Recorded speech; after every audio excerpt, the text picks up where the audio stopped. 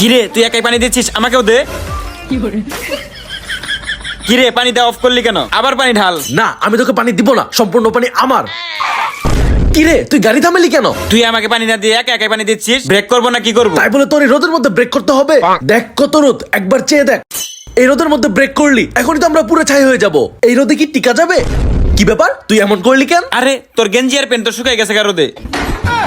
আরে তোর গেঞ্জি আর প্যান্টও তো শুকাই গেছে, এখন বালতিতে পানিও নেই, এখন আমরা শরীরে কি দিব? তোর জন্য এই অবস্থা। এই আমি কি করছি? রোদের মধ্যে গাড়ি দাঁড়া করাছিস দেখে তো কাপড় চোপড় শুকাই গেছে, এখন আমরা মরে যাবো কেন এই রোদের মধ্যে? তাড়াতাড়ি নাম এখন। শুধু আমার দোষ দিস। তোর জন্য গরমে আজকে পুড়ে যাব। আচ্ছা 1 মিনিট দাঁড়া, আগে ছায়ের নিচে যাই। চল চল চল।